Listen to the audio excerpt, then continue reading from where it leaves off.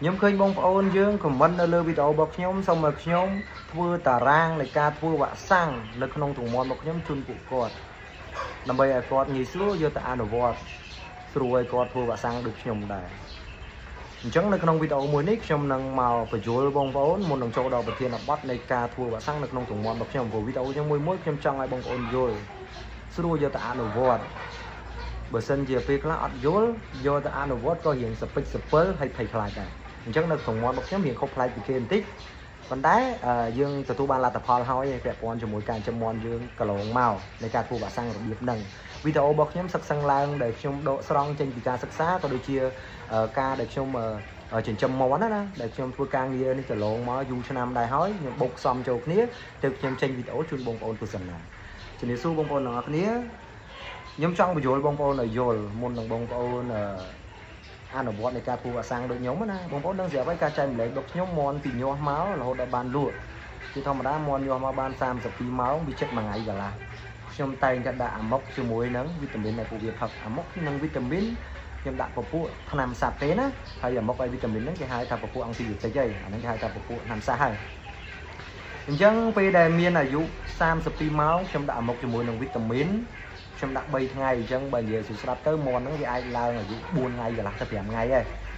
chân buồn ngày là tập làm ngày và tôi bị trong chúc đã một trong mỗi vitamin này phát nhưng một bài ban làm ngày từ trong thu và sáng lớn đầm bầu miền đây tha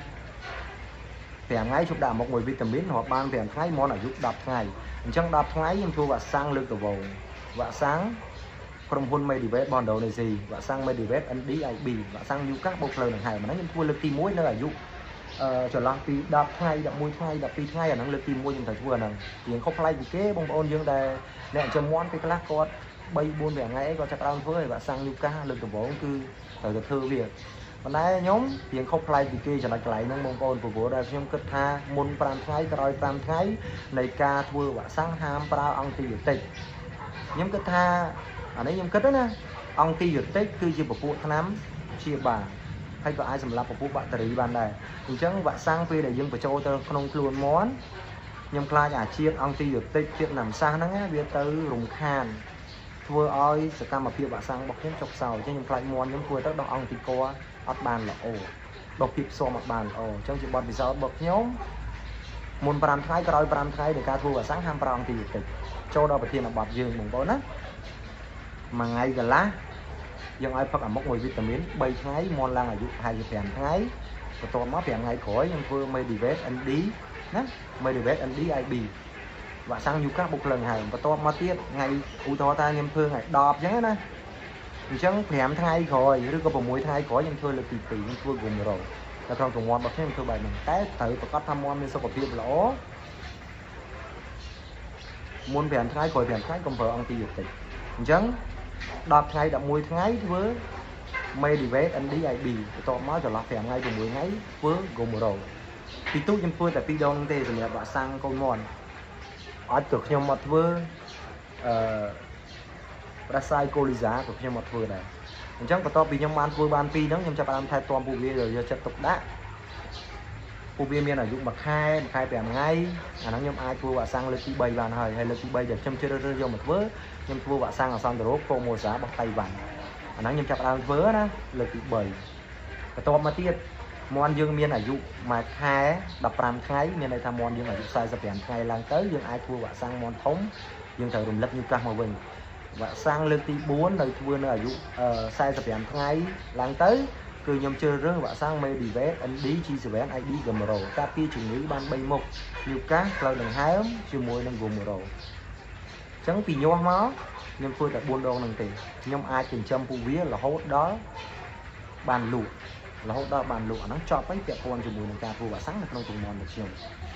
ក៏ប៉ុន្តែវាខុសប្លែកពីគេព្រោះខ្ញុំធ្វើទៅបានលទ្ធផលអញ្ចឹងខ្ញុំនៅតែបន្តអនុវត្តដដែលអញ្ចឹងទៅបងប្អូនណាខ្ញុំចង់ឲ្យបងប្អូនយល់ពេលដែលបងប្អូនយល់បងប្អូនស្រួលយកទៅអនុវត្តបន្ថែមទៀតបងប្អូនពេលដែលបងប្អូនជ្រើសរើសបាក់សាំងយកមកធ្វើមកលើមាន់បងប្អូនគួរផលិតទៅលើដងបាក់សាំងអត់មានបែកអត់មានប្រេស្រាមបាក់សាំងហ្នឹងប្រកាសថា delay អត់តន់ហួសណាយ៉ាងដែលសំខាន់ពីរហ្នឹង ហើយពេលដែលទៅទិញត្រូវពិនិត្យមើលកន្លែងអ្នកដែលគាត់លក់ហ្នឹងអាចទុកចិត្តបានអត់វាក់សាំងគាត់បានរក្សាទុកនៅ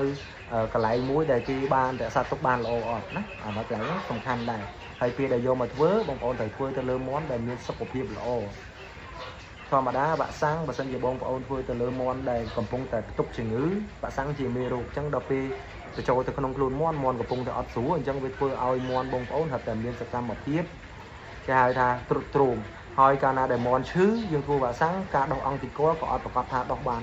នល្អដែរអាហ្នឹងគឺជាបច្ចេកទេសដែរ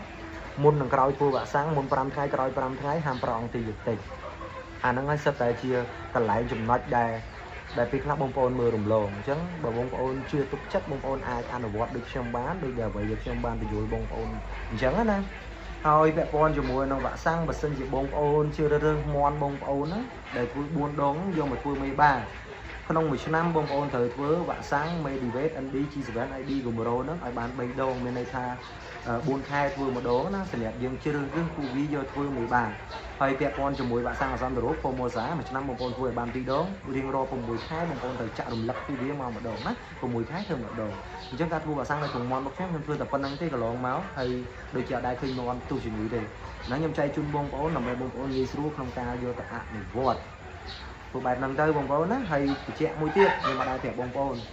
ពេលដែលបងប្អូនធ្វើវាក់សាំងព្យាយាមធ្វើបែបម៉េចកុំឲ្យកពុកវាក់សាំងនៅក្នុងទ្រុងមាន់កាលណាកពុកវាក់សាំងនៅក្នុងទ្រុងមាន់វាអាចនឹងធ្វើឲ្យមានមេរោគនៅក្នុងទ្រុងមាន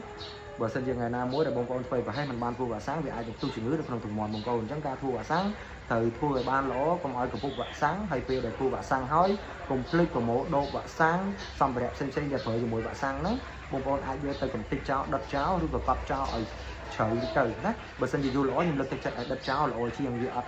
នឹងបំផ្លាញអាមេរោគទាំងអស់ហ្នឹងណាអាហ្នឹងពាក់ព័ន្ធពេលដែលយើងធ្វើវាក់សាំងហើ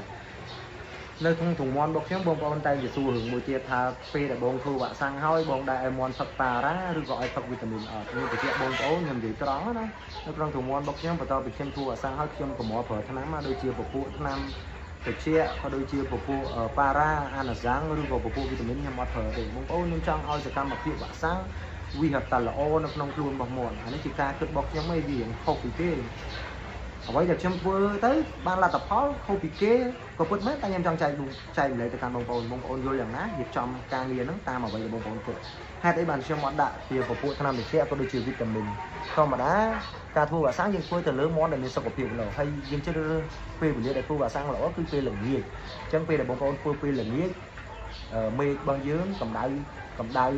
នៅក្នុងទ្រុងមាន់របស់យើងក៏វាត្រជាក់ដែរអញ្ចឹងធម្មតាការធ្វើវាក់សាំងឲ្យមាន់អាចនឹងសកម្មភាពវាក់សាំងអាចធ្វើឲ្យមាន់ក្តៅខ្លួន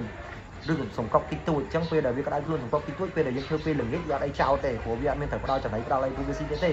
អញ្ចឹងព្រលឹមឡើងពូវានឹងស្វាងមកវិញស៊ីចំណីផឹកទឹកធម្មតាអញ្ចឹងការជ្រើសរើសវាក់សាំងគឺយើងធ្វើនៅពេលល្ងាចហើយយើងអត់ដាក់ពពួកប៉ារ៉ាពពួកវីតាមីនហ្នឹងគឺយើងខ្លាចពពួកថ្នាំទាំងអស់ហ្នឹងវាធ្វើឲ្យសកម្មភាពវាក់សាំងរបស់យើងហ្នឹងវាចុកសោយអានេះជាការគិតរបស់ខ្ញុំណាខ្ញុំសូមបើកចិត្តមួយបងប្អូនតិចនិយាយឡើងហ្នឹងអញ្ចឹងនៅក្នុងមាត់របស់ខ្ញុំបើខ្ញុំជៀសបានគឺខ្ញុំជៀសខ្ញុំអត់ប្រើពពួកសូម្បីតែថ្នាំតិចពពួកប៉ារ៉ាក៏ខ្ញុំអត់ដែរប្រើដែរពេលដែលខ្ញុំធ្វើវាក់សាំងហើយព្រោះដូចខ្ញុំនិយាយហ្នឹងពេលដែលធ្វើវាក់សាំងគឺយើងត្រូវតែមើលទៅលើសុខភាពរបស់មាន់របស់យើងជ្រើសរើសពេលវេលាធ្វើមួយឲ្យសមស្របល្អអញ្ចឹងបើសិនជាអត់មានអីចោលទេយើងអត់ដាក់ថ្នាំទេអានេះជាការពិតដែលខ្ញុំធ្វើកន្លងមកអាហ្នឹងខ្ញុំចង់ចែកជូនបងប្អូនសូម្បីតែវាក់សាំងអាសន្នរោគគេធ្វើឲ្យមានសកប់អត់ទីចំណីខ្ញុំធ្វើអត់ដែរមានបញ្ហាអីទេបងប្អូនធ្វើអញ្ចឹងសកប់ឯងថាពេលដែលយើងធ្វើម៉ោង5 6ល្ងាចហ្នឹងសកប់ឯងថាមួយយប់ហ្នឹងលឹមឡើងយកមកស៊ីចំណីផឹកទឹកធម្មតាអត់ដែលមានអីចោលទេប៉ុន្តែបើវាក់សាំង Medivet MD G7 ID Gomro ខ្ញុំធ្វើទៅបាត់បង់អស់ខ្លះព្រោះសកម្មភាពវាក់សាំងខ្លាំងហើយបើសិនជាមាន់យើងរាប់រយពេលខ្លះអាខ្លះវាមានទុកជំងឺនៅក្នុងហ្នឹងចាក់ទៅវាអាចមានបាត់បង់ខ្លះអាហ្នឹងខ្ញុំនិយាយត្រង់ជូនបងប្អូនហ្នឹងអញ្ចឹងពាក់ព័ន្ធជាមួយនឹងការវិភាគនៃការធ្វើវាក់សាំងនៅក្នុងមាន់របស់ខ្ញុំដូចជាចែកជូនបងប្អូនអស់ហើយពីរបៀបរបបនៃបច្ចេកទេសនៅក្នុងទ្រុងមាន់របស់ខ្ញុំចែកជូនបងប្អូនហើយដែរអញ្ចឹងបញ្ជាក់បងប្អូនអធិស្ឋានមែនតើនៅក្នុងវីដេអូមួយនេះវាជាបទពិសោធន៍ពិតដែលយើងអាចអនុវត្តកន្លងមកក៏ដូចជាក្នុងការសិក្សាយើងយកមកបូកផ្សំចូលគ្នាអ្វីដែលយើងបានលទ្ធផលយើងជូនបងប្អូនអញ្ចឹងវារៀងសពិចសពិលវារៀងខុសពីគេបន្តិចពាក់ព័ន្ធជាមួយនឹងការធ្វើវាក់សាំងអញ្ចឹងខ្ញុំសង្ឃឹមថាបងប្អូននឹងយល់ហើយដើម្បីឲ្យបងប្អូនមានភាពងាយស្រួលក្នុងការយកទៅអនុវត្តដើម្បីទទួលបាននូវលទ្ធផលនៅក្នុងទ្រុងមាន់របស់បងប្អូនអញ្ចឹងខ្ញុំមានប៉ុណ្្នឹងជូនបងប្អូននៅថ្ងៃនេះវីដេអូនេះរៀងវែងហើយបងប្អូនពេញចិត្តកុំភ្លេច share ចែកម្លែកទៅកាន់បងប្អូនយើងទាំងអស់គ្នាដើម្បីឲ្យគាត់ជាស្មារតីមួយដល់ពួកគាត់ងាយស្រួលក្នុងការដែលគាត់ធ្វើវាក់សាំងអញ្ចឹងអរគុណមែនទែនបងប្អូនជំរាបលា